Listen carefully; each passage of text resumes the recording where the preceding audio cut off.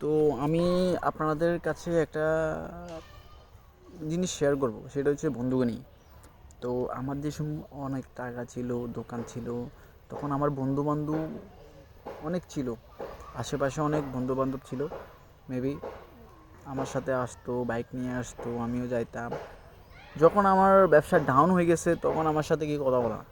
তো বন্ধুত্ব এমনই হয়, যারা রিয়েল ফ্রেন্ড তারা শত কষ্টের পরেও, আমি যদি বেকারে হয়ে যাই, ভিক্ষাও করি, তাও সেও আমার সাথে কথা বলবে। একবার হলে আমাকে জিজ্ঞাসা করবে কেমন আছোস। হ্যাঁ, মানুষে এরকমই।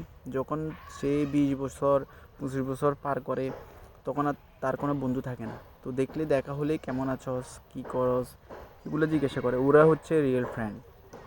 সবার জীবনে বন্ধুবান্ধব বেশি দিন থাকে না। যেমন আমার বাবা, ওনার আগে অনেক ফ্রেন্ড ছিল।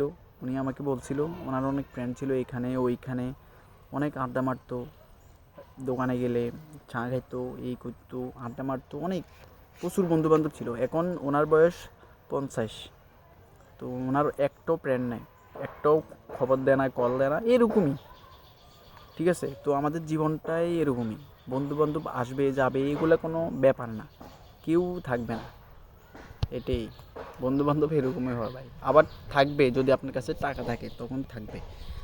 যখন আপনি বুড়ো হয়ে যাবেন, যখন আপনার কাছে প্রচুর পরিমাণে টাকা থাকবে, গাড়ি থাকবে, বাড়ি থাকবে, হ্যান থাকবে, সবাই আপনার খোঁজ নেবে, বন্ধু কী খবর বা ভাইয়া কী খবর, এগুলো নিয়ে কথা বলতে বলবে, আপনাকে একবার হলেও কল দেবে। ও, সিস্টেম এরকম। তো যদি আপনি গরিব হন তাহলে আপনাকে কল দেবে না। তো গরিব ওরা কী কল দেবে। মানুষ কতটা খারাপ।